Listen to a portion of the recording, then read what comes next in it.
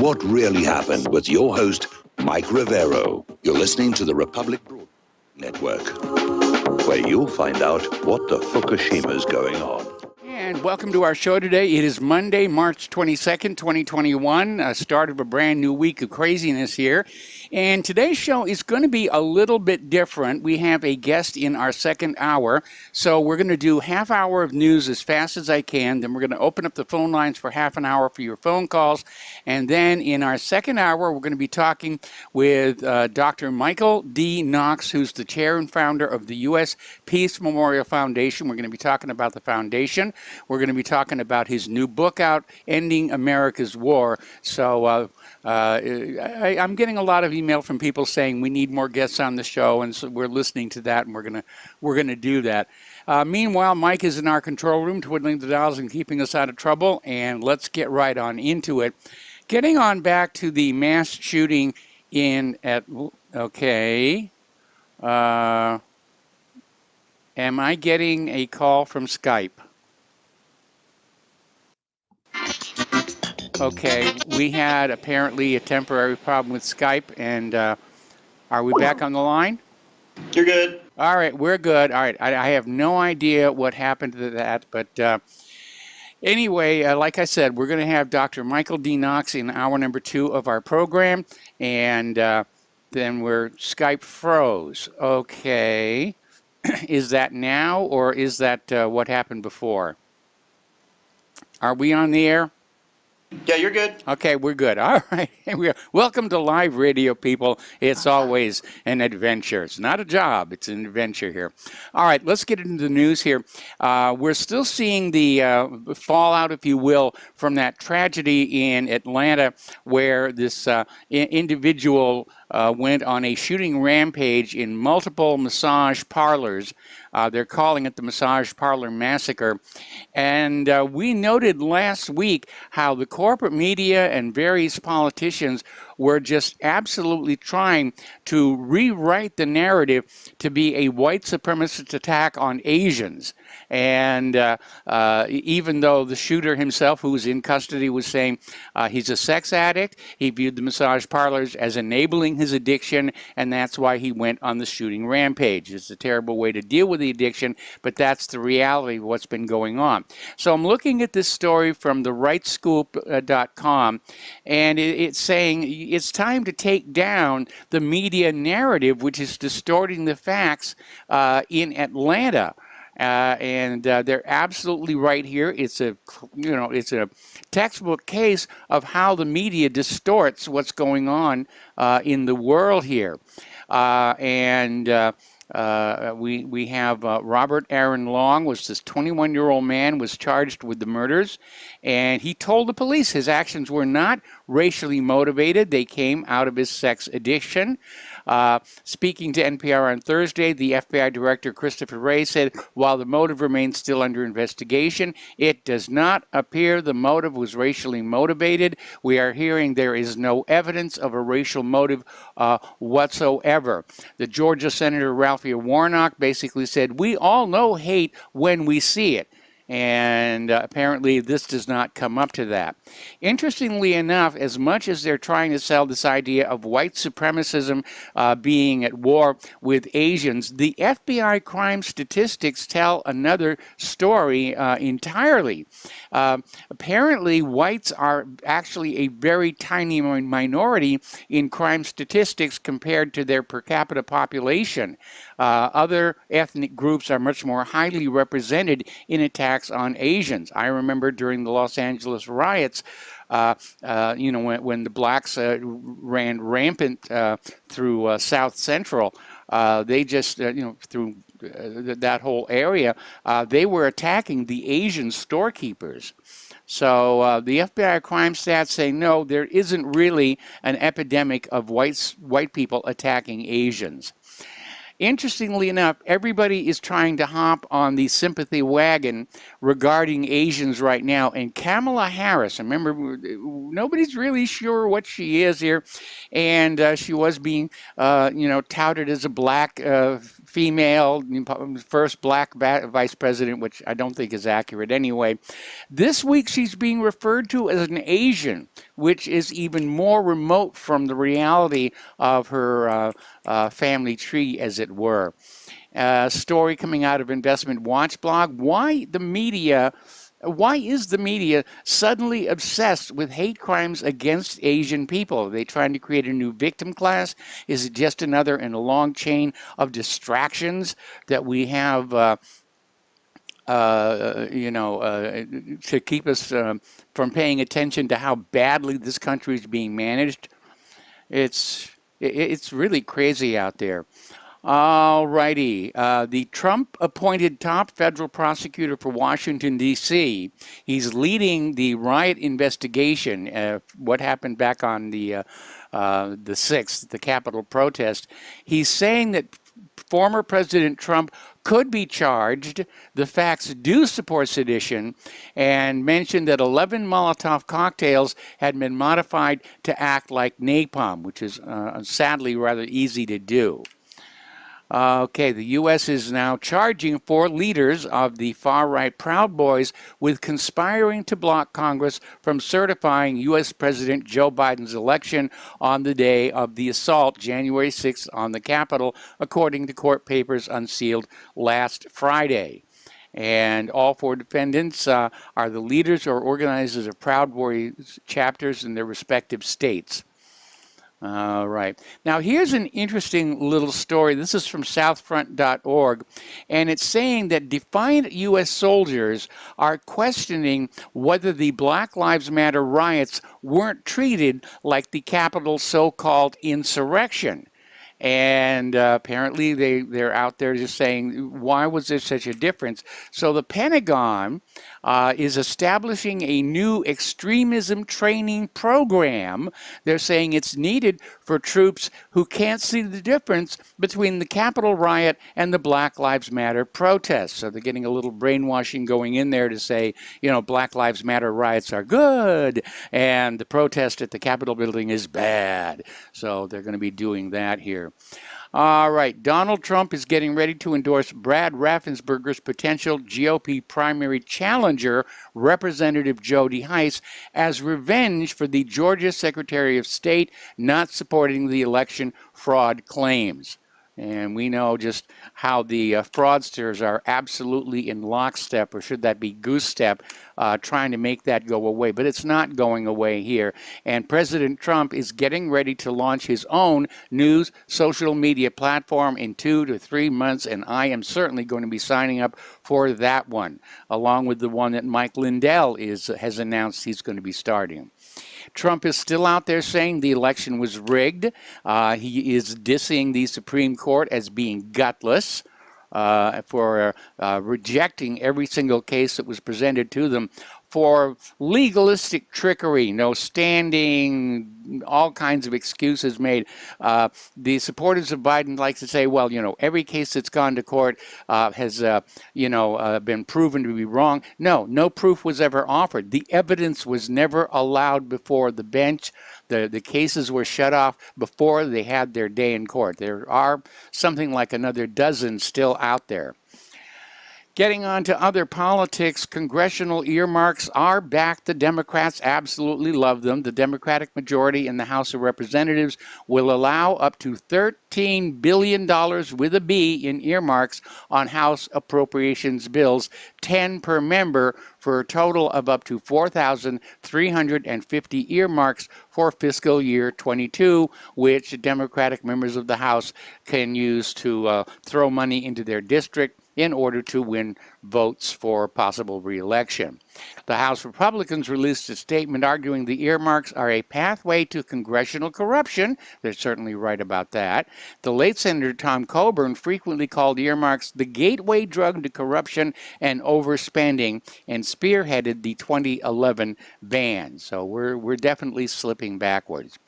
Over in Michigan, in Antrim County, where the first system glitch in 2020 election was identified, they have made a decision not to use the Dominion voting machines in the upcoming May election. They're going to hand count the paper ballots to make sure they get an accurate accurate results. So there's a little bit of good news coming out from that area.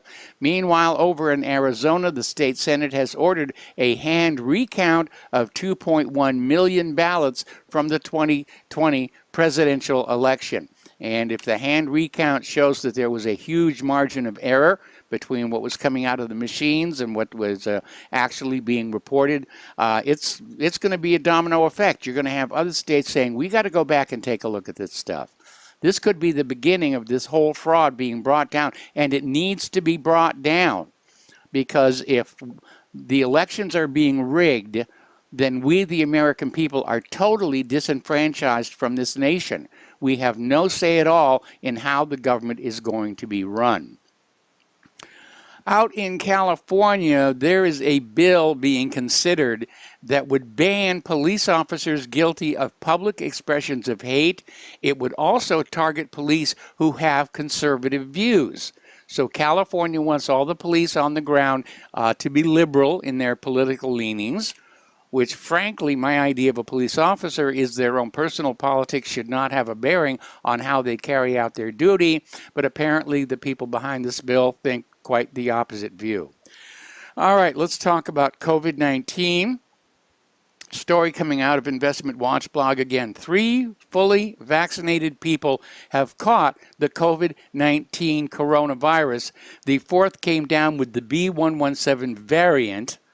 And we're starting to see in states with good vaccination programs, the COVID numbers are starting to go back up. Over in Pakistan, their Prime Minister Imran Khan tested positive for COVID-19 2 days after getting the vaccine. That's exactly what happened to my doctor. She got the shot. 3 days later, she had COVID-19, infected her entire family. And the propaganda is still flying all over the place here. This is from Cuz Blue.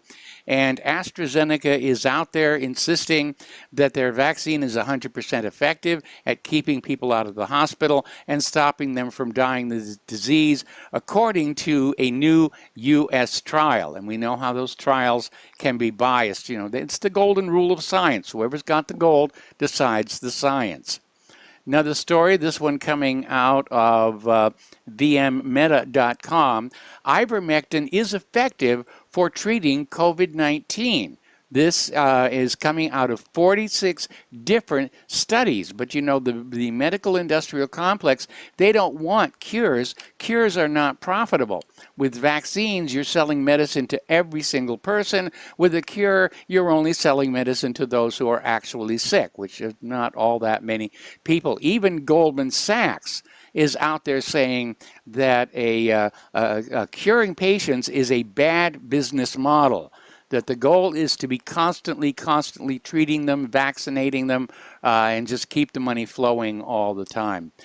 Somebody has come out with this suggestion, and there's no proof for it yet, but just to show you how crazy they can be, there is a suggestion that injecting men with the female hormone progesterone could reduce the symptoms of their COVID-19. This, of course, would lead to feminizing the men who got that shot. Meanwhile, there's a little bit of a bright light on the horizon. Story coming on out of Tathasta.com. Experts are saying that the summer of 2021 will be remarkably different from last year. Now, I'm reading into it that's saying things are going to be better and more enjoyable. On the other hand, they may actually be saying that things are getting worse. But apparently there was an article in the Huffington Post in which Gillian Wilson said hope is coming back full force this year, and I hope she's right. What I am seeing around here, and people I talk to and people I text message on, is it doesn't matter what the government says anymore. People are throwing away those masks. They're not observing the 6-foot distancing guidelines. They've had enough. They're ready to go back to their normal lives. And bolstering that is the former chief of the Food and Drug Administrator, Scott Gottlieb, has come on out saying that the 6-foot social distancing mandate was not based on clear science.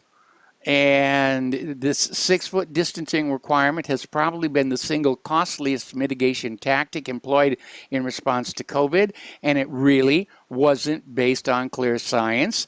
It should have been looked at a little bit more carefully. Now, there's a lot of people out there saying that separation, as long as you're wearing a mask, the separation isn't needed. Then you have things like Mythbusters, which demonstrated that without a mask, if you sneeze and cough, the infected droplets can go 30 feet.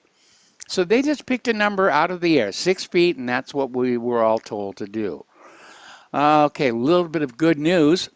Pardon me. Robert F. Kennedy Jr. and Del Bigtree basically had a landmark victory in a vaccine lawsuit. And here's what they came up with. They demanded the relevant government documents proving that all federally approved vaccines had been tested for quality over the past 32 years, and the government came up with zero. Nada, zip. There were none whatsoever, and there are huge legal and practical implications in this legal victory, because I can imagine the pharmaceuticals are probably out there saying, boy, it's a good thing we're protected from civil lawsuits, because boy, would they be cranking up right now. All right, a new era of personalized medicine. The National Health Service is trialing DNA tests in Northeast England to check patients' hidden risk of heart disease. Now, this is not entirely new. I had to have a DNA test for one of the medications I'm on, because they're acknowledging it doesn't work on everybody, and you have to have a certain genome for it to be effective, and so I've already been through that situation. Down in Miami, things got really out of hand. I guess the spring break crowd are feeling so repressed by being locked down and masked and 6-foot separates, and the cork has been pulled out of the bottle, and the fizzy soda is just spraying all over. There are all these wild videos from Miami Beach. City officials are trying to crack down on the spring break mayhem. There's been curfews declared. The police have gone in there, and it's not spring break so much as it's turning into a riot down there. Another article, this one coming out of Dr. Richard Day, and he is basically talking about the subject of cancer and the possibility that cancer cures are being suppressed as a means of population control. And of course, along the way, whatever wealth you have accumulated in life is siphoned off to the medical industrial complex. And Dr. Day is saying if people were to stop dying of cancer, we would become quickly overpopulated. Well, I think we are overpopulated, especially with politicians. Again,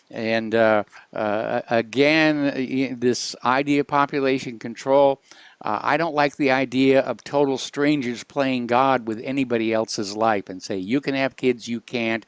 You have to live a long life, you don't. To me, that's a little dystopian right there. All right, getting into the international news, the Taliban is warning of a reaction if the United States stays in Afghanistan beyond May 1st. Now, remember, Donald Trump promised that he was going to get all of our troops out of Afghanistan May 1st. Then we got word that we actually had more troops in there than had been officially acknowledged. Then Biden hemmed and hawed and said maybe not make the May 1st decision. And then late last week, we got the report that the Pentagon wants to keep troops in Afghanistan until November. So that's getting just a little bit tense over there. Iraq is confirming the withdrawal of U.S. troops. The troops in Iraq are to leave the country, according to Iraqi President Barham Salih, after a decision adopted by the Iraqi parliament. They're kicking the U.S. out of their country. So it doesn't really look like we've been victorious there, or for that matter, Afghanistan. We got to take a break for commercials, and we will be right back.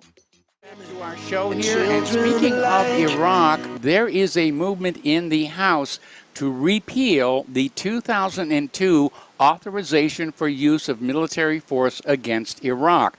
This basically was a carte blanche for George Bush to go and start a war all on his own without the formal declaration of war by Congress required by the Constitution.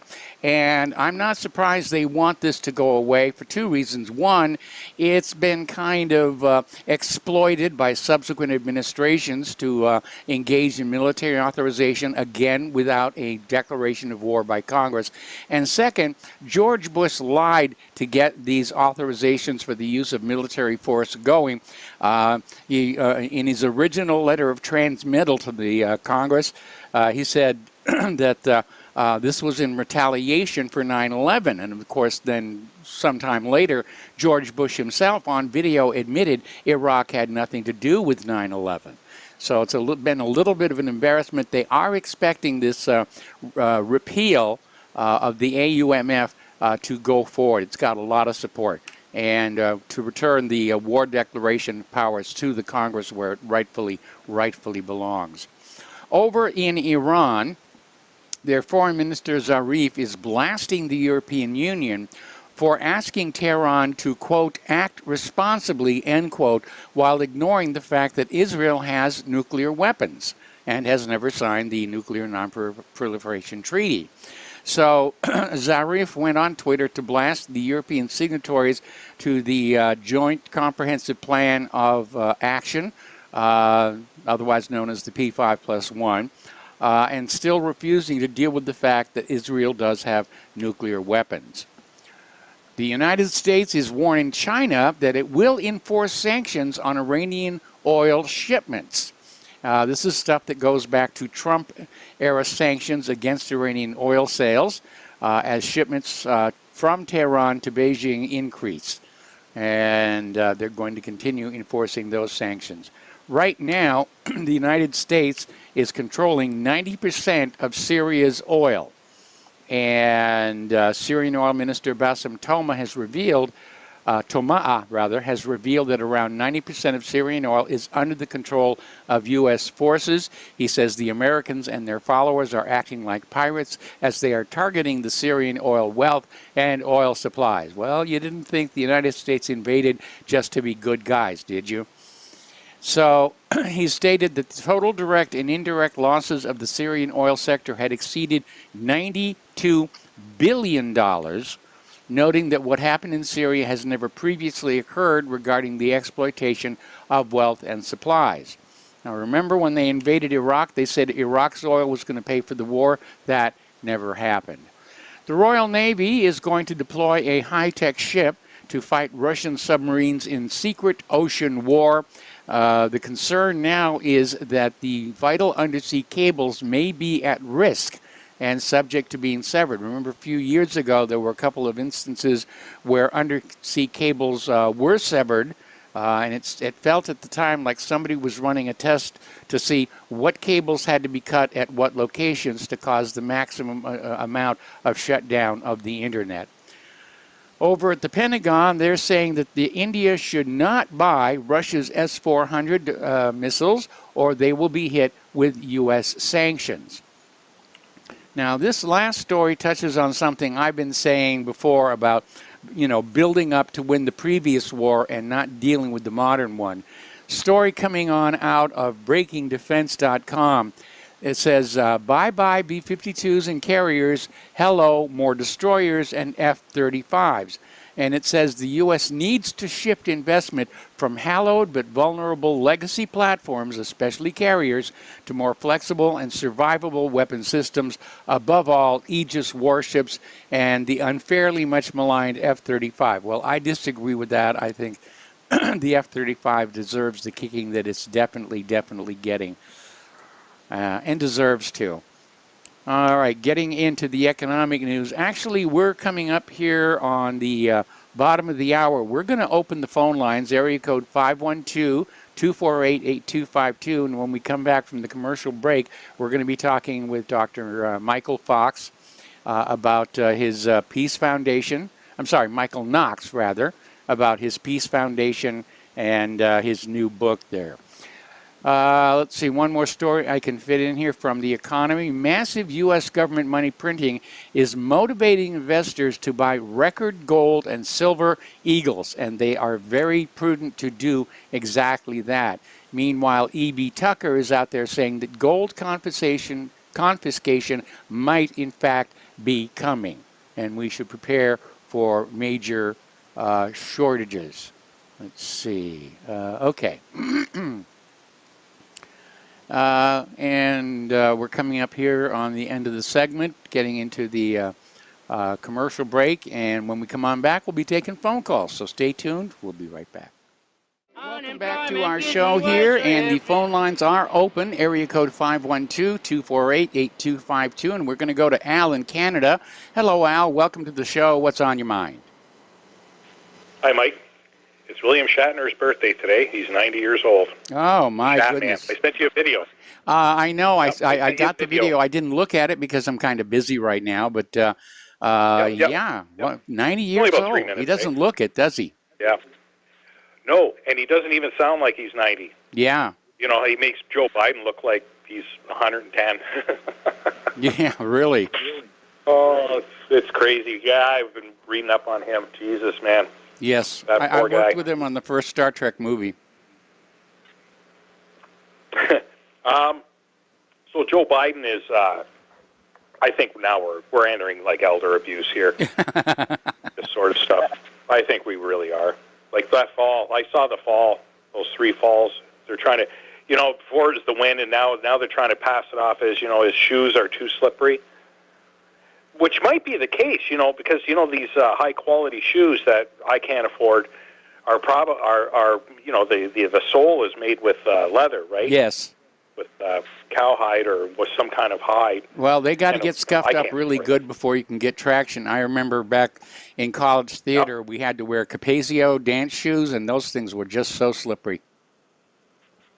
Yeah, like this. See, that's it right there. You know, it's believable, but still, come on. No, Really? I'm not believing it because I'm not believing that Biden would be given shoes that had that potential for a fall by the Secret Service. Yeah. That they have them resold with, you know, like, you know, rubber or something. Yeah, that's what I'm thinking too. They're probably rubberized and they bend easier and they're more comfortable. They're softer. I mean, when you get older, it's not like, you know, you have this big thick cushion of really resilient and moist cartilage in between all those joints, right? No, you don't. No, a lot of it wears out. Some of it wears out real quick. Anyway, that's all I have, Mike. I just wanted to say happy birthday to the Shat Man. And about a minute into that video, he's a funny guy. He's a funny guy. Anyways, I appreciate your time. Thanks a lot. All right, thanks an awful lot here. The phone lines are open, area code 512-248-8252. And we're going to go back to some more news while we wait for phone calls. Let's talk about the economic news how. There's an indicator out there called the Buffett Indicator. And right now, according to this story from Investment Watch blog, it seems to be pointing toward a bigger global bubble than in 2007, and the blame is being laid on the Federal Reserve for just cranking out more money like there's no tomorrow. And the way they're doing it, there might not be, actually. We talked about the gold confiscation already. A lot of people have been wondering what the heck is going on with Bill Gates, where he's buying up all this farmland. And somebody posted on Reddit, "Hey, Bill, why are you buying so much farmland?" And Bill Gates actually replied saying that seed science and biofuel development were major drivers of those acquisitions. So now we know what was going on with all of that acreage. Okay, getting on to immigration. There is a new video out from Project Veritas, and it is from a whistleblower showing images inside that Texas detention facility where the kids are being held. We linked the video to the front of whatreallyhappened.com. You must take a look at it. It is absolutely shocking how these children are being treated. Prisoners in federal jails are treated better than these kids. They really, really are. And again, they shouldn't be here in the first place, but still, it is very, very hard to see children being treated like that.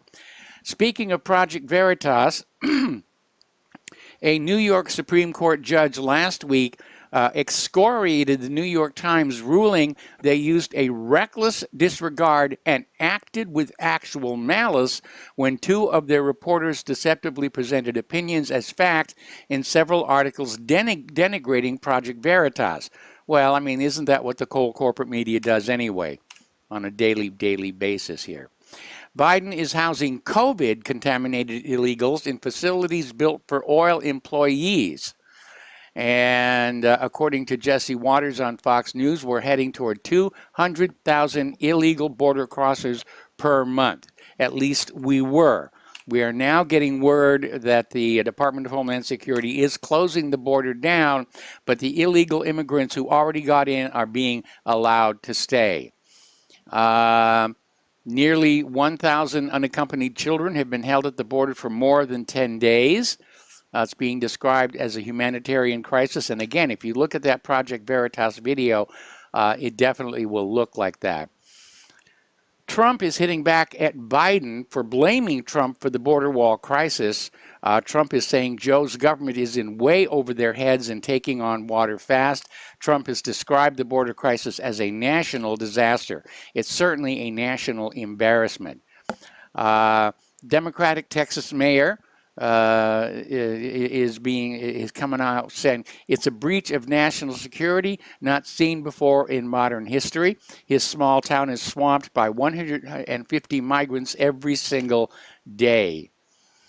The Biden administration now, since they have a checkbook full of your tax money, is considering flying migrants to the Canadian border as the surge is growing, and this is looking for a way to ease pressure on the overwhelmed facilities in Texas. The tactic is under consideration. The problem is, where are you going to put these people at the Canadian border? Because I don't think Canada's going to let them in. You know, of course, with Trudeau in office, I could be wrong about that, but we'll have to wait and see. Another article on this very thing. This is coming out of Vanity Fair, saying that Biden's border press blackout is making his immigration problem worse. And that's true not just for the border crisis, but his entire administration, his unwillingness to hold press conferences. A lot of people are scratching their heads. There's a new poll out where a majority of American voters do not think Biden is actually running the country right now. Okay, our phone lines are open, area code 512-248-8252. Getting into the politically correct woke stuff, the Oregon Department of Education has launched a new instruction program for public school teachers throughout the state that claims mathematics is racist and promotes white supremacy. Now, it was bad enough when Common Core came along and made solving of math much more difficult than it had been before. Now they're just saying mathematics in general is racist and white, supremacy. Now, I was having a discussion with the lovely Lady Claire the other day about how Common Core was teaching math, and I said, you know, when I was young, when I was in school, they just had us memorize the multiplication tables out to 10 times 10. And so you'd look at the multiplication problem and you just automatically remembered what the answer was. You didn't have to go through all of that calculation. And I'm wondering why our schools are not doing that anymore. Another story, this one out of UNS.com, the use of per capita statistics is now white nationalist. And in general, the group disproportionately most likely to commit hate crimes in the U.S. are African Americans. They're 13% of the population, but they commit 23.9% of hate crimes. But hate specifically against Asian Americans, solid numbers are not available for 2020. Their data from 1994 to 2014 that finds little racial skew among those committing anti-Asian hate crimes. Hostility comes from every other community pretty equally. So again, this gets back to that Atlanta tragedy where they're trying to say white supremacists and anti-Asian hate, and it's just the numbers don't back it up here. All righty, up in British Columbia, there's a father who's identified only as CD He has been arrested after continuing to refer to his biological 14-year-old daughter, known as AB, as she, and his daughter, after the child transitioned to a male gender following a court-ordered gender transition treatment. The Supreme Court of British Columbia, Canada, ordered the child receive testosterone injections without obtaining parental consent. CD opposed the transition as the parent, but he was overruled after physicians at British Columbia Children's Hospital who decided the girl should receive testosterone injections. The father continued to defy gag orders, including a bar on his trying to persuade his own child to wait before making such a change. Earlier in the day, RBN sent me this really cool graphic that said parents should not be choosing the gender of their sons and daughters because God already did that. Now, I'm not religious, but I think it's a great comment, and it really gets right to the core of that. Getting into computers here, and the phone lines are still open, area code 512-248-8252. Acer, which is one of the largest computer-making companies in the world, has been hit with a $50 million ransomware attack. They are the attack of a Rivero ransomware attack, and the cyber criminals are demanding $50 million to decrypt the data and not leak sensitive information on the web. And this is now the largest ransom demand ever made by a ransomware group. The same group, Reville, is also responsible for the dairy farm hack and its $30 million ransom demand. And I'm wondering, when the heck is law enforcement going to realize there is a major, major problem here?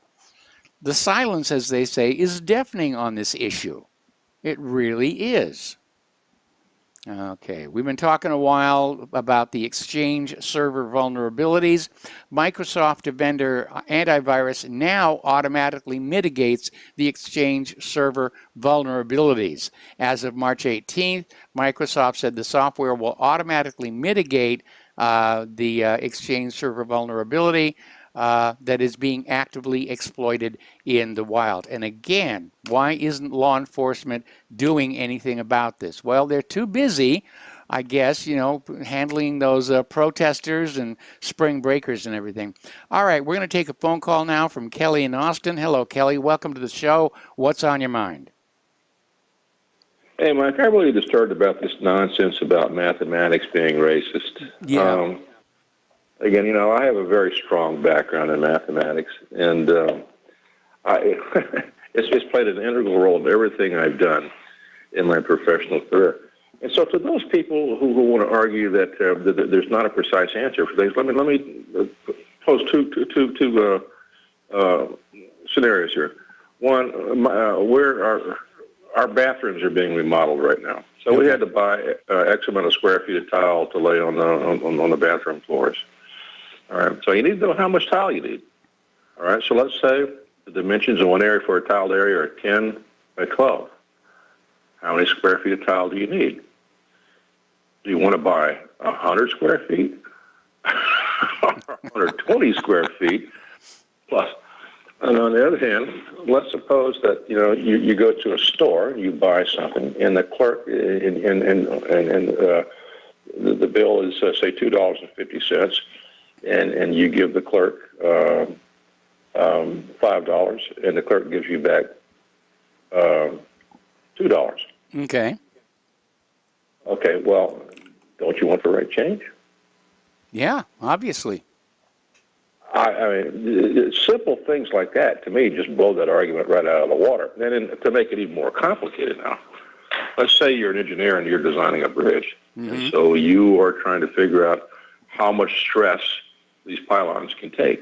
So it's an exercise in statics. Yes. So your calculation of how much stress that pylon can take has got to be precise. You cannot underestimate. You may overestimate for safety's sake, but you cannot underestimate. So again, there is an accurate answer. Mm-hmm. And so, to me, when I hear people say things like, it's racist, and there's no accurate answer. I go back to those three examples, and I can give you many Oh more. yeah, the real world can come on in and remember what happened with Galloping Gertie up into the Tacoma Narrows Bridge. Mm-hmm. That's a case of somebody, absolutely. not paying attention to the decimal points. That's right. That's exactly right. And so I think ultimately, the argument falls. The argument becomes absurd when you consider even simple examples like that, and then throw in more complicated. Now, did you have a chance to look at that video I told you to look at the other day of the exchange between the Chinese diplomats and the Secretary of State? I did get to look at part of it, not all of it, because it was kind of a busy weekend. But please continue. Well, I mean, again, if you what I want to emphasize here is it's obvious as heck that the American contingent went in there completely unprepared. Oh yeah. The Chinese were ready for them, and it was a slaughter. Yes, it was. And really, it ought to be a point of great embarrassment to most Americans to think that Biden is going to put idiots like that out to try to conduct foreign policy for the United States. Well, the corporate media is saying it was all China's fault, bad China, we're great, they're not. And I think part of the problem was that the American delegation has fallen into the habit of believing their own propaganda, and that's why they were caught off guard. Oh, yeah. Well, they walk in with an air of moral superiority. Yes. And not considering that they really have a sense of superiority about, period. And that's exactly what the Chinese the Chinese diplomats pointed out. That while you're pointing the finger at the rest of the world for human rights abuses, you need to look in your own backyard. Yes. Because you have a very long history of human rights abuses. Oh, yeah, we're one of the worst. Black Lives Matter. Yes. Yeah. They just mentioned Black Lives Matter, but go back over periods of decades, hundreds of years, the relations between the United States government and Indian nations. Yes. That's one long horror show of human rights abuses. And then you got, of course, what happened in World War II with the Nisei. And what happened in World War I and World War II with Americans of German of German ancestry. Yes, they were rounded up in World War I and in World War II and sent to concentration camps. They get overlooked in the picture, and so it did my heart no end of joy to see the American ambassador just Kelly, slapped. Yes. Got to put you on hold. Got to take a break for commercials. Don't hang up. We'll be right back. And welcome back to our show here. We're talking with Kelly in Austin. And Kelly, if you just want to finish up what you were doing. Yeah, if you look at what's happening now with the Biden misadministration, the United States looks more and more every day like a country that's being run by a bunch of clowns. Well, it's being run by a bunch of drug lords and various other criminals. Well, that's true. That's true. Yes. But Biden in particular is a clown, and frankly, so is Kamala Harris. I heard somebody say today, and I forget where I heard. I listened to the podcast, and we were off and on all day as I do stuff here on the computer. And I heard somebody mention it looks as though the Democrats. You see the press now saying more and more things about Biden that you might not have expected because he's a Democrat. Yes. But they're becoming more and more critical. And so are more and more Democrat politicians. And the point that he was making was that it looks as though you're seeing the beginning of an effort to try to get rid of Biden. Mm-hmm. Because he absolutely unprepared for the job. This issue on the border has just blown up in his face. And there's no prospect of things even improving. They've attacked the economy from a number of directions, and now they want to raise taxes. It looks as if everything they're going to do is really an assault on the American nation, in particular, an assault against 50% of the nation in particular. Okay. And I think a lot of Democrats are becoming a little edgy about this because they realize that what's going to happen in 2022, if this doesn't stop, is that they're going to get waxed. They So absolutely they're going to are. have to do something Anyway, to get. listen, Yeah, I yeah. need to let you go. Yeah. We're coming up in the top of the hour, and our guest, and I want to squeeze in one more phone call from Peter in Los Angeles. Hello, Peter. What's on your mind? Yeah, hi, Mike. I wanted to just chime in on a couple of things that you just were talking about with Kelly. And the American delegation came into that conference with China absolutely unprepared and relying on, like, diplomatic shock and awe, like Christ come to cleanse the temple. And everybody's supposed to just quiver and shake. And the Chinese said, hey, look, you don't have that kind of power anymore. They were brutally honest, and we don't. And it must be a shock to send our people out, and we can no longer shock and awe people diplomatically nor militarily, frankly. You know? But the other thing, Mike, on the math is racist thing, you know, it's any metrics that frankly, and it's mostly, certainly not the Asian community, they score better than anybody else. But any metrics that habitually the black community is dismal at, like the SAT and the ACT, like the law boards that they're talking about with the Georgetown thing, they want to do away with anything that could be measurable, where, you know, you can refer to that for admissions or job, getting a job or whatever. They just want to go with equity and color. Yeah, I know that's where we're headed with this thing. Peter, I got to let you go. We got to take a break for station identification. We've got Dr. Michael Knox waiting on the line after station identification. Welcome back to our show, hour number 2. The phone lines are closed right now because we are welcoming as our guest Michael D. Knox, Dr. Knox. He's the chair and founder of the U.S. Peace Memorial Foundation. And Michael, thank you for spending time with us again. Well, Michael, it's so nice of you to have me back. Well, no problem. For those of our listeners who don't know about the U.S. Peace Memorial Foundation, let's start with that, and then we'll get into your book. All right. Well, the U.S. Peace Memorial Foundation is a 501c3 not-for-profit. Its purpose is to honor Americans who work to end war. And we document the work of and honor courageous Americans who have had the courage to speak up against U.S. war in particular and work for peace. We publish the U.S. Peace Registry. We raise funds to build the U.S. Peace Memorial as a national monument in Washington, D.C., and we award the annual U.S. Peace Prize. So we have a website, uspeacememorial.org, and people can look there to learn more about what we do. Okay, and how long has this Peace Memorial Foundation been in existence? Since 2005. All right, so you're definitely getting on there. 15 years now, 16 years, I guess. You're coming up on your 16th birthday.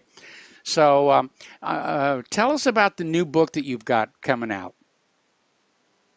Well, the book just came out. It's in hardcover, paperback, and EPUB and Kindle. It's called Ending U.S. Wars by Honoring Americans Who Work for Peace. So that's kind of the mission of the U.S. Peace Memorial Foundation. And in the book, I go about, demonstrating, discussing the U.S. culture of war. Then I have a chapter giving suggestions about how we might move towards a culture of peace. Then I go into discussing the plan to honor Americans who work for peace as a way to move us in that direction. And about the U.S. Peace Memorial, what it might look like, where it might be located, and what's going to be documented on it. And then we go on to recognize hundreds of Americans and organizations who have worked for peace, and they're all living Americans. And I'm proud to say that we're very happy to have honored some of your work. There are several examples of your work documented in Chapter 7 of the book. Your blog that's exposed some of the discrepancies that were used to justify wars, and you question official reports on the costs of war and successes of war, and your talk show radio talk shows, discussed war and peace issues many times. And you're actually one of the founding members, I think from 2015, founding members of the U.S. Peace Memorial Foundation. And we appreciate that. Okay, well, I blush, that I'm in the book. And I understand that the ultimate aim, or one of the ultimate aims for the U.S. Peace Memorial Foundation is a peace memorial in Washington, D.C., because Washington, D.C., they've got a memorial to this war, and a memorial to that war, and a memorial to this general, and a memorial, so forth and so on. But nobody's ever put up a memorial to those who work for peace in Washington, D.C. that I'm aware of. Yeah, that's absolutely true. There are a few things around the country, and including in Washington, that have the word peace on them, but actually they're monuments to war. I think the American concept is you earn the peace by winning the war. So you need to have a war first, and that's not our purpose at all. We're trying to honor Americans who have the courage to try to stop wars, to end wars, to reduce military spending, yes, nuclear armaments, and so forth. All the different aspects of that, ending sanctions that really harm the people of countries, and certainly not the leaders that we appear to have arguments with. So, there have been no monuments, and we are, this is a hard and probably long task. It took over 25 years for the Martin Luther King Memorial to be built in Washington. It cost over $100 million. So, wow. The World War II monument that was built fairly recently in the last, I'd say, 10 years or so. That was built after most of the veterans of World War II were already dead. So It takes a while, and we realize that. So that's why the book is so important, because the book serves as the U.S. Peace Memorial until it can be designed and constructed. So we document what people have done, organizations have done for peace in behaviorally specific terms. We have 12 U.S. Peace Prize recipients over the last 12 years, and their work is documented. We have quotations from famous Americans that will be, they're one of the chapters of the book, but they will actually be inscribed on the monument when it's built. And we hope that all the people who have, whose work is documented in the book will also have their work documented at the U.S. Peace Memorial in some kind of electronic form. Okay. So there'll be access to it for everyone. Well, I'll tell you what we're going to do. We're going to open up the phone lines right now, area code 512-248-8252. And if anybody has a question for Dr. Michael D. Knox about the U.S. Peace Memorial Foundation or his book, please call on in, and we'll put you on the line with him. So I think it's a very noble ambition to want to have a peace memorial. As you said before, we have been taught to think that peace is only the result of having a war, whereas I think, in my view, peace means simply not having the war in the first place.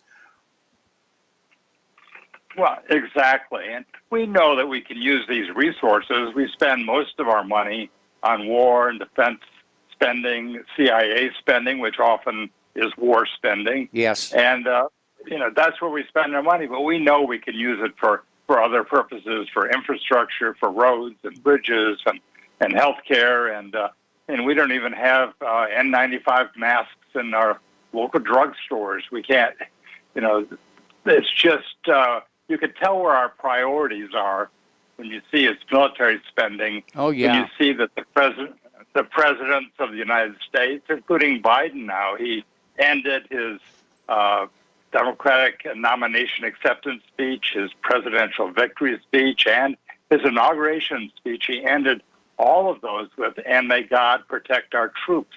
Yes. So you know where the emphasis is. It's on militarization. He doesn't end his speeches thanking healthcare workers or teachers or farmers or tradespeople or any of the aspects of our community that make great contributions. It's always military. That's where we spend our money. Those are held up as heroes to our young people. And our purpose is to make sure that Americans, especially young people, understand that there have been great sacrifices made by people who have opposed war. They've done incredible things, and they need to be held up as role models. And people should consider, when the U.S. is at war, speaking out against that war. They should realize that it's socially acceptable to speak out against war. Yes. And they need to study more. Americans need to be more aware of what we're doing. And in Obama's last year, which is the last year we have statistics, the Council on Foreign Relations calculated that we dropped 26,122 bombs in 2016. That was 3,000 more bombs than we dropped in 2015. That's 3 bombs every hour, 24 hours a day, 7 days a week. And that was in 7 different countries. And they actually told us how many bombings there were in each country. And when you think about that, Americans aren't even aware of that.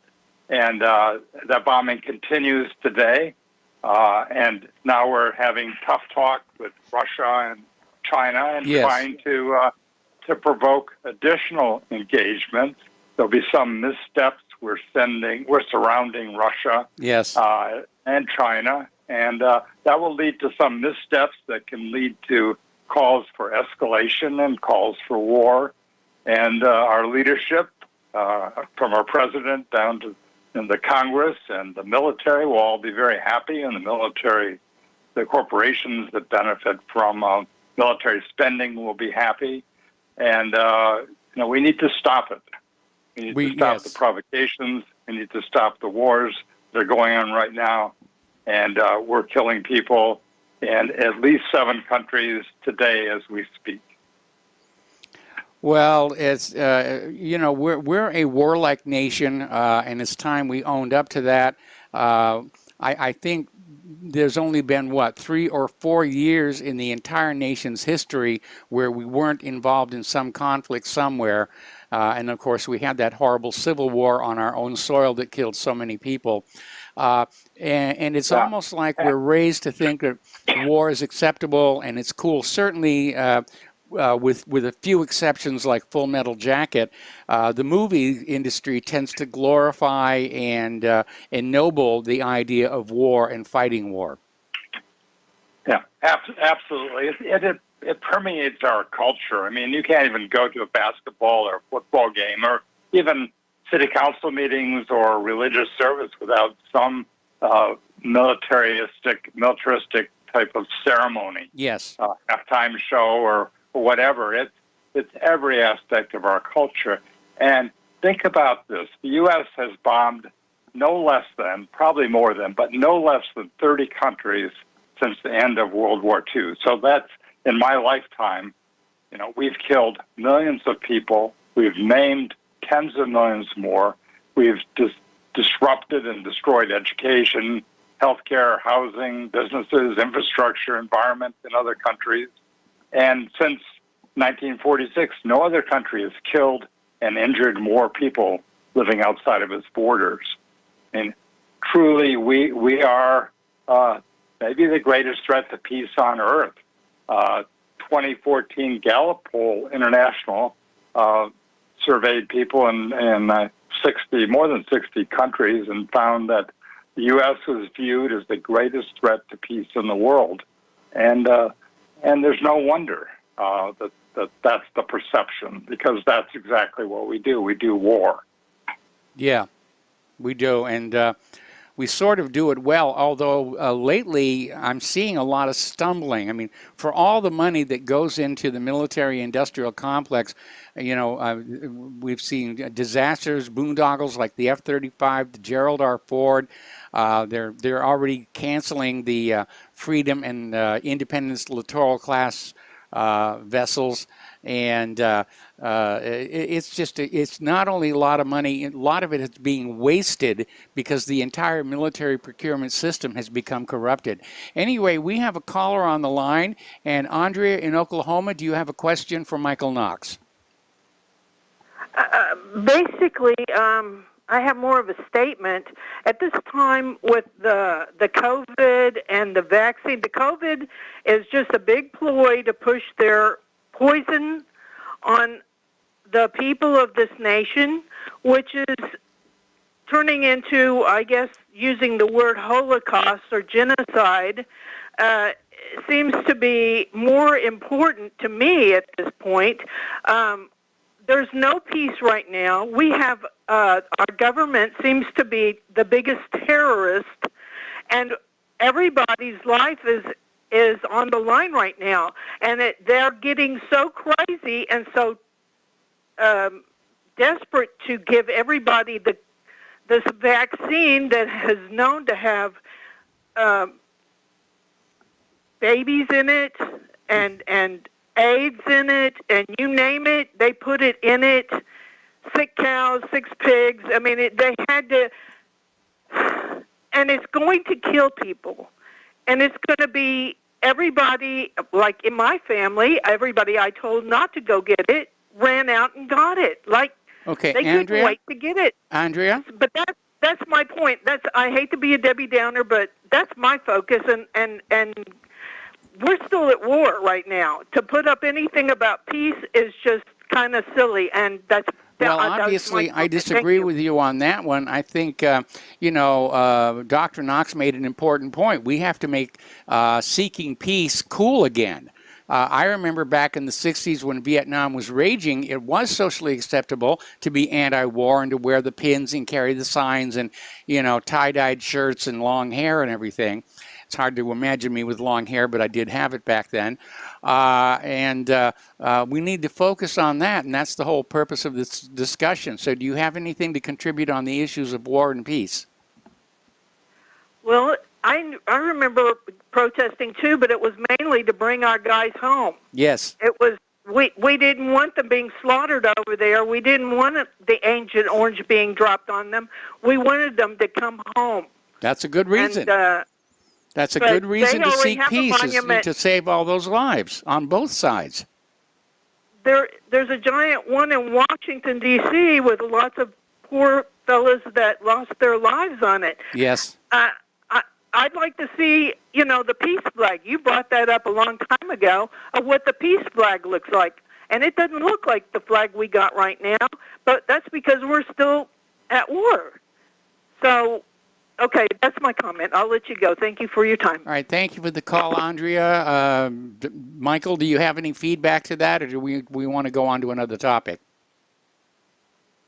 No, I think bringing the troops home is certainly a good idea. You had said before the question that we were sometimes successful at war, but I've got to say, we're not. No. And when we talk about bringing troops home, I mean, as I said, we've killed millions of people since the end of World War II. We've invaded at least 30 countries. And essentially, looking at what our goals were, we lost all of those wars. And I think after 20 years, we will eventually leave Afghanistan, although Biden now says he wants to leave troops there, even though Trump said Afghanistan is saying leave by May 1st.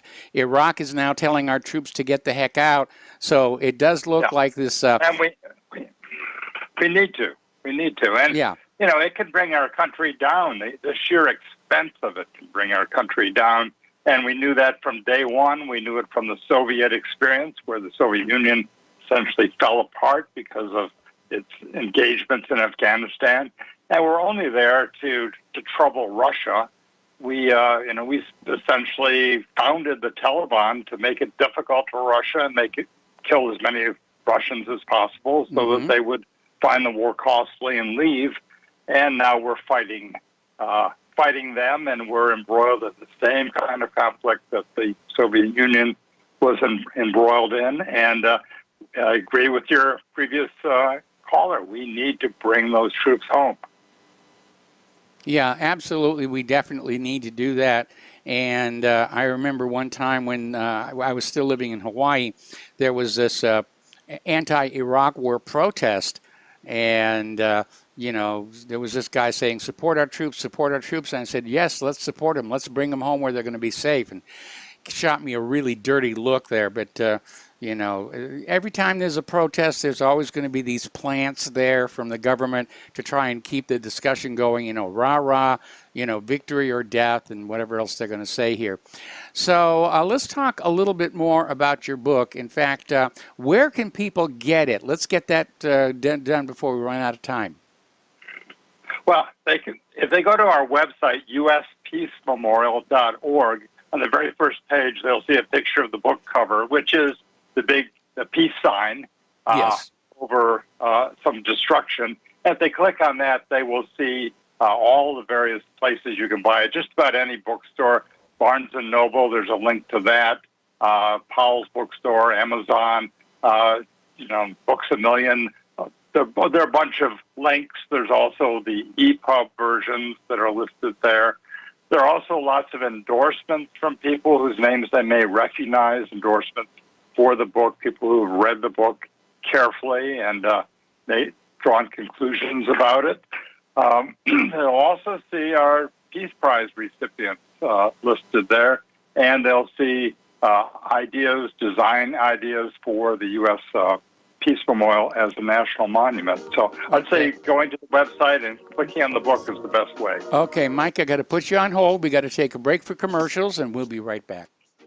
Welcome back to our show here. Our guest today is Dr. Michael Knox, the founder and chair of the U.S. Peace Memorial Foundation. And before we get back to him, a quick reminder that Republic Broadcasting Network needs your continued support. The postal address to send a check, money order, or if you prefer anonymity, cash, is Republic Broadcasting Network, 2251 Double Creek Drive, number 302, Round Rock, Texas, 78664. If you send in a donation for $100 or more, include your T-shirt size and a return address, and you will get a spiffy official RBN T-shirt. And don't forget that we have the Front Sight Firearms promotion is still going on. There is a story just now breaking on the news. There's an active shooter going on in Colorado. We're going to keep an eye on that. Meanwhile, let's get back to the phones here. We're going to go to Terry in California. And Terry, do you have a comment for Dr. Knox? Yes, I do, Mike. And I think the best way to peace is to expose the lies in the beginning and go beyond that and expose the liars. And anyway, like, you know, some, they got the press. I give just one small example. My daughter was listening to 60 Minutes a couple weeks ago, and they had this piece about all these children that were getting tortured. I mean, tortured bad. And of course, they blamed Assad. My daughter bought that, and she says, you know, we got to do something about him. But I think that was all lie. I've seen the lies that 60 Minutes puts on. Yes. They got a format that two stories could be straight, and the third story could be propaganda. And the next week, all three could be straight, so people get that confused. They think it's a reliable source of news, and it may not be. So expose the lies, and if you can get deep into the details of it, I know they pretty well protect their private conversations on these things, you know. But we go as deep as we can and expose the liars, too. And by the way, you know, the war that I was in, everybody says we lost 58,000 were killed in that war. No, we lost 3 million that were killed in that war, and a lot by us to the Vietnamese. And a lot of South Vietnamese died that were friendlies. You know, that's another thing. You know, like, example, with all these villages all over that are different now, but, I mean, the country's different now, but the way the tactic they use, they sent a high-ranking Vietnamese, Viet Cong official in there, and he would just get everybody's attention by killing the village chief, chop his head off right there in front of everybody. And then he'd point his hands at the 15-year-olds and say, you're in the Viet Cong tonight, and tonight's your first mission. Okay, so they go out and they come back the next day. They don't have a choice. And then what happens? That village is designated a VC village. So the grunts come along and they Zippo lighter it, or we come along, we drop napalm on the village. And, that sort of thing's got to be exposed as well. Well, Anyway, we do try and expose it, and I fear that's the reason why social media is now trying to deplatform and shut down anybody who is critical of the official story about anything, because if they're really aiming for a new world war, they can't have any people out there asking questions where the whole population can hear it. Yeah, and if they do, they just ignore it. They don't even address it. Like 9/11, all these examples of people saying their theory, and they're just ignored. They don't even argue with them. Our narrative is the only one, and the other ones that we're not even going to respond to. Anyway, that's what I got, Mike, and I appreciate taking the call. I'll talk to you later. Bye. All right, thanks an awful lot. Mike, do you have anything to respond to that? Well, Terry raised a lot of interesting and important issues in terms of the war he was involved in. That's a war that keeps on killing. We left landmines and cluster bombs and napalm and Agent Orange, and now we're shooting depleted uranium all over the Middle East. Yes. And these wars are not just finite. They don't end when we lose them and go back home. They continue to kill people. And, of course, the people that, for every person we kill, the millions that we've killed since the end of World War II, for every one, there are at least 10 to 12 people who are seriously maimed and will live with that injury, that debilitating injury for the rest of their lives. Then you talk about the family members of the people we kill, and you're talking about hundreds of millions of people who are personally affected by U.S. wars. Regarding his point about exposing the truth, absolutely necessary. Shows like yours are important, and people have to take responsibility to look outside the standard news media. All right, well, Michael, I got to put you on hold. We got to take another break for commercials. We've got more callers waiting on the line when we come back. Welcome back to our show here. We're talking with Michael D. Knox, who's the chair and founder of the U.S. Peace Memorial Foundation. The website is uspeacememorial.org. He has a new book out on ending America's wars. And let's go back to the phone lines now to Dan in Washington State. Hello, Dan. Welcome to the show. What's on your mind? Hi, thanks for taking the call. I had 2 points. I think it's a great idea, and I hope you guys are successful. I think the Nobel Peace Prize has become kind of a joke. Yes. And, it's given peace prizes to Henry Kissinger and Obama and Bob Dylan, for some reason. Yes. For Al Gore. telling the world to get stoned. Yeah, Al Gore. So that would be great to have a counter to that. If we could get enough media attention, gradually.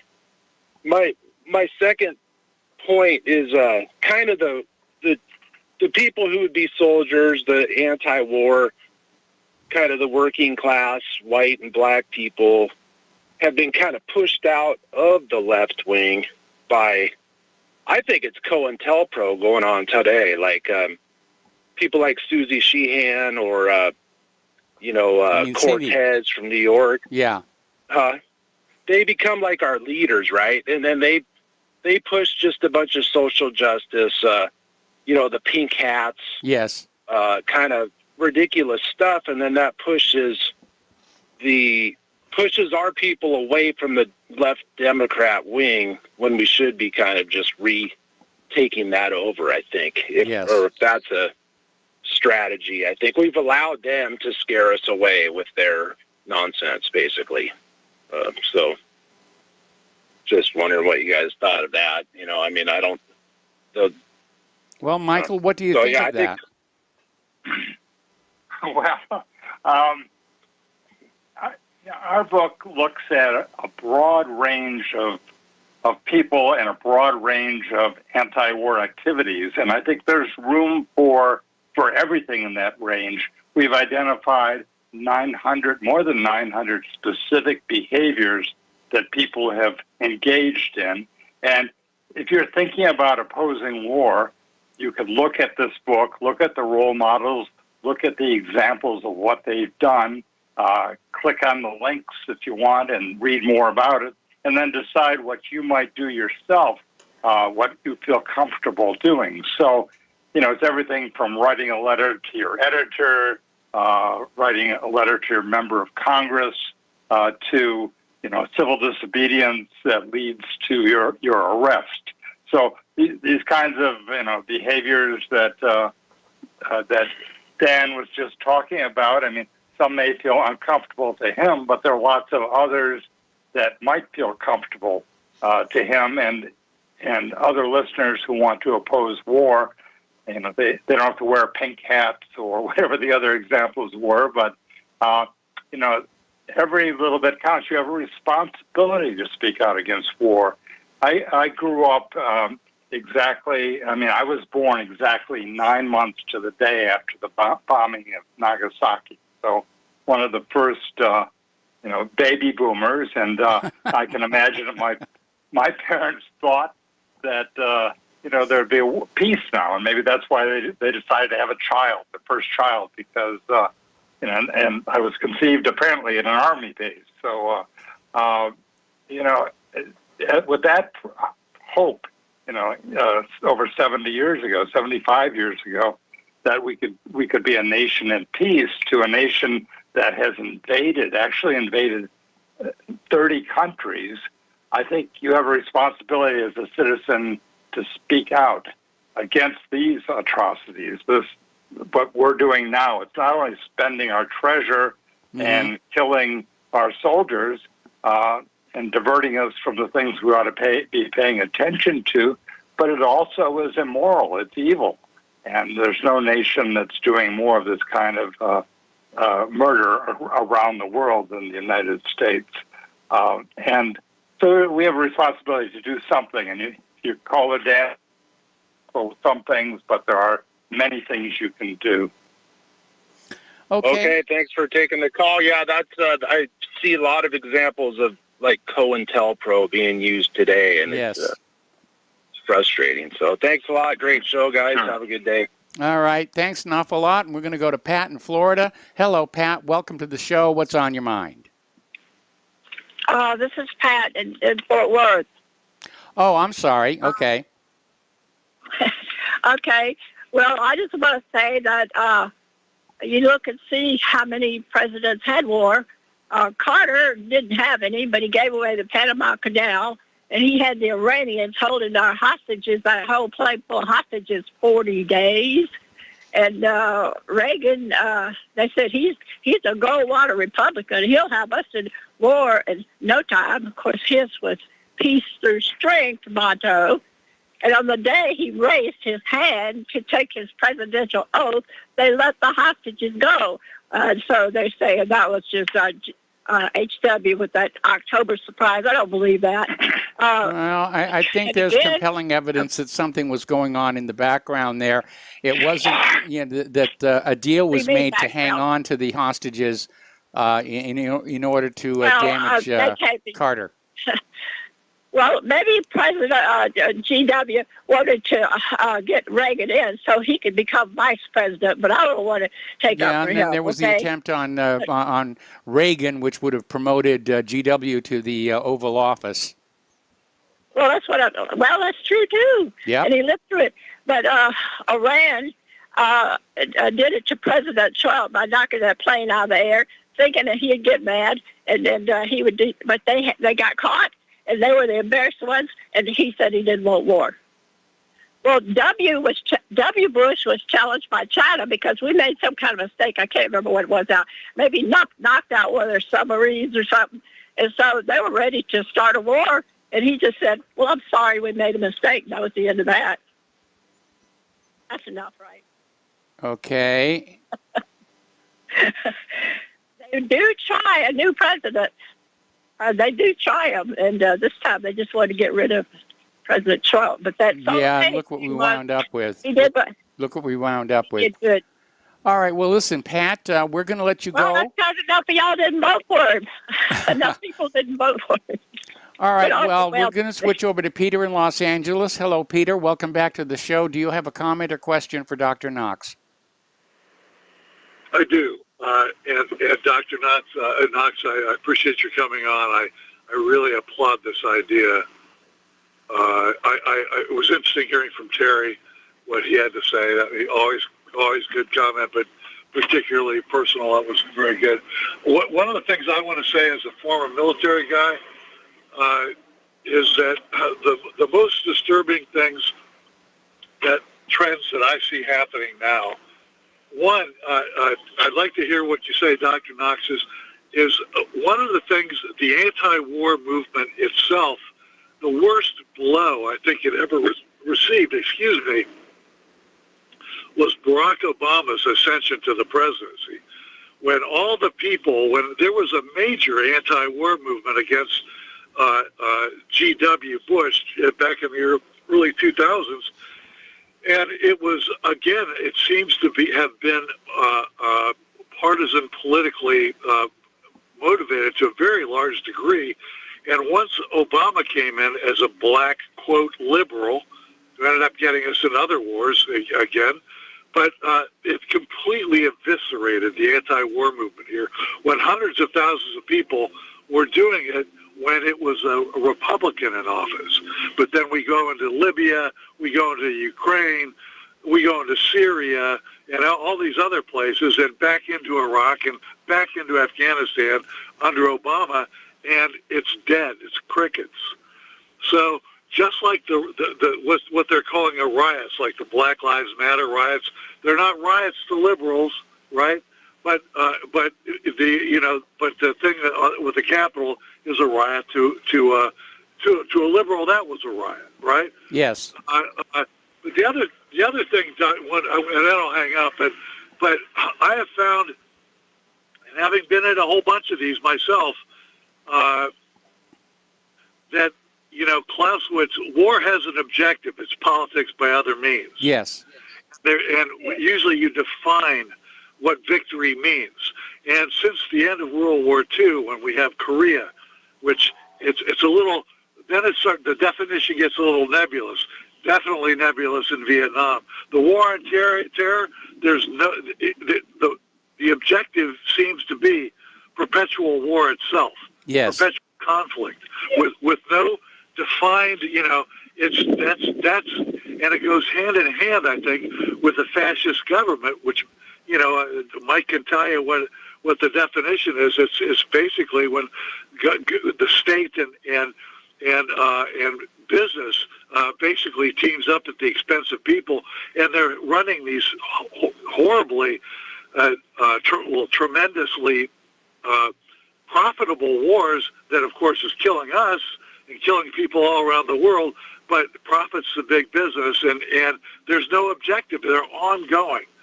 And it doesn't even seem to be any more war. It's just killing for profit. And that's it for me. I would love to hear It's always been that way. I mean, if you go back to Smedley Butler and his little pamphlet, War is a Racket, I mean, if you haven't read that, you need to hunt that down. Okay, Dr. Knox? I have read that, yeah. all great points, and appreciate it, Peter.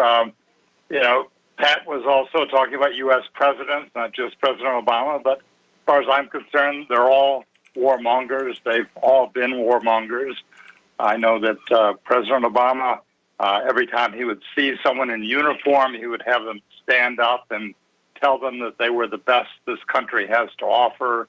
Thank you for your service. You're true American heroes. Again, not talking about the teachers and the farmers and the healthcare workers and the tradespeople and all the people who contribute to our community.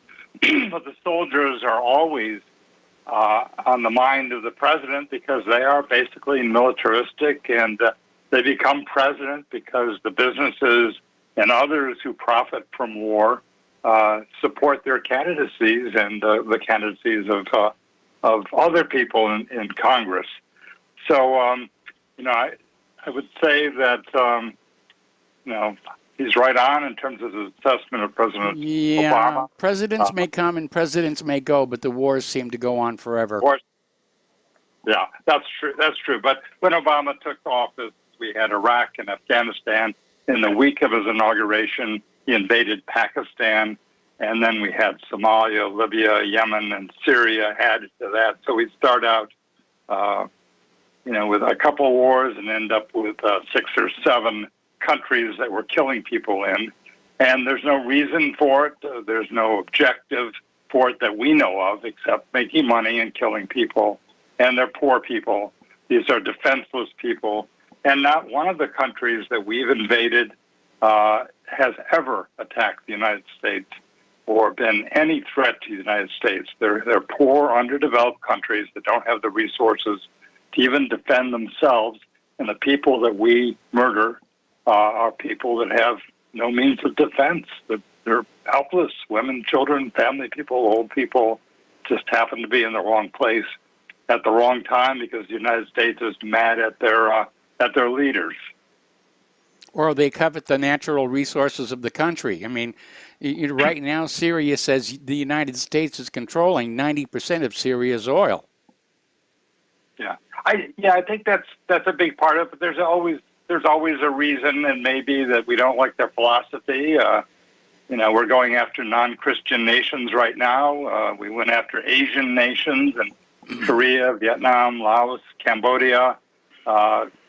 Because I don't know why, because they were allied with communist countries, perhaps. But the reason for going into Vietnam was partly access to the heroin coming out of the Golden Triangle. Well, there are variety of reasons. Yeah. Okay, well, Peter, thank you very much for the phone call, and we're going to switch over to Chris in Clearwater. Hello, Chris. Welcome to the show. Do you have a question for Dr. Knox? If you'd like to comment on my point, just a couple quick points. Cindy Sheehan, the caller mentioned, of course, don't idolize anybody, no matter how much you do trust them. Check out whatever you're going to repeat. And when it comes to Cindy Sheehan, I have nothing really to criticize her on, although one of her handlers back in 2009 at an event in St. Petersburg near here really surprised me when I was just hanging out at an event with Cindy Sheehan and waiting nearby in case she had a chance to talk. And her handler next to her said, "Oh, you're that," something to the effect, "you're that 9/11 guy." And sent a strong signal to me. It didn't stop me from if she was available to talk to speak to her, but it really, made me wonder, is this government controlled, even if it's not? I can understand she looked at my profile online and knew ahead of time, but for her to just greet me that way was kind of surprising. And, maybe she's afraid of me interviewing her and having some criticism, but of course I don't have anything really near it. Anybody who rises to prominence as an anti-war person or any kind of an activist, you have to be careful that some of the people around you who want to support you are actually there to infiltrate and try and steer you. And certainly Cindy Sheehan for a long while was a highly, highly visible anti-war personality. Yeah, she was. It was the manner in which I'll call her the lady a handler. I don't know what she was, her friend, her acquaintance greeted me. It was her manner that really was most striking. Mm-hmm. And the second point is that call into radio shows, folks, just take the information you get on this show, take notes if you don't have the time to research, and call into shows, make notes, record your calls, because I found... about 12, 13 years ago when I called in a warmongering talk show host who's now nationally syndicated, by the way. He edited my call on the fly. During the call, he actually took a clip from a previous call of mine, and it made my call sound foolish, where he replaced what I was saying. So what you do is you record it live, and if you have continuous footage showing that it was broadcast a certain way. Say after your call, go over to the tape recorder and press play it back, and see if it matches the way you recorded it. Yeah, there's a lot of that going on here. I remember one time the New York Times claimed that I thought there were ancient civilizations on Mars, which was nonsense. All right, Chris, I need to let you go. We're going to close the phone lines. We're going to take a break for commercials, and we're going to come back and finish up with Dr. Michael D. Knox and the U.S. Peace Memorial Foundation. We'll be right back. Welcome back to our show here, and we're finishing up with Dr. Michael D. Knox, who's the chair and founder of the U.S. Peace Memorial Foundation. I've been out there checking my doorstep to see if my copy of the book has arrived yet, but no joy at this particular point. Once again, the website is uspeacememorial.org. And Dr. Knox, is there anything you want to share with our listeners regarding the book and how to get it and why it's important? Well, I just hope that people will look at it. If they look at Amazon, they can actually, I think, read the first 40 or 50 pages for free. I hope they'll get them interested, and that they will join our effort. The U.S. Peace Memorial Foundation is a 501c3 not-for-profit, and we are looking to have 1,000 founding members from representing all 50 states before we go public. And we have every state and the District of Columbia, Puerto Rico, and the U.S. Virgin Islands, except Delaware, Mississippi, Nebraska, South Dakota, Rhode Island, and South Carolina. So we're trying to add some more states, but also we need another 500 founding members before we will be at that magic 1,000 number where we can really start to have our fundraising campaign to raise the money necessary to build the U.S. Peace Memorial. So I hope your members and listeners, rather, will join us as founding members and take a look at the book. Well, I certainly hope so, and not just because I'm mentioned in it. And I promise you, if I win the Powerball, you will get a big chunk of the prize, okay? Wow, wonderful. Thank you. All right. Well, thank you, Michael. And we're going to let you go now. And once again, that is uspeacememorial.org. And again, a link to buy the book is right at the main page of whatreallyhappened.com. Getting on last couple of news items here before the end of the show. NASA and Microsoft are out there trying to emphasize that learning how to code is important if you want to get a good career, and that more and more NASA relies on software-driven hardware. Wasn't that way in the early days. Mercury, for example, they were just starting to get computers. The Mercury was literally controlled from the ground by a pre-recorded taped set of data signals. And now, of course, there's all these different machines out there, so coding is a good thing to learn. It's good to learn anyway in this day and age, and unfortunately, somebody's probably going to come back and say that coding is racist. All right, now then, interesting little article. This is coming out of the Duran.com, asking if the Elgin marbles should be returned to Greece. Now, if you don't know what we're talking about, if you go on out to the Parthenon, there are some gaps in the top of the building up by the roof where there used to be all of these statues, which were basically grabbed and brought back to the British Museum, and now Greece wants them back. And I think possibly it might be time for that to happen. Okay, there's the music. Time for me to get on out of here. Stay tuned for John Stedmiller. I'm sure he's got lots of interesting things to share with you. Please spread the word of Republic Broadcasting. Spread the word of whatreallyhappened.com. Please donate. We'll be back tomorrow. Aloha, America.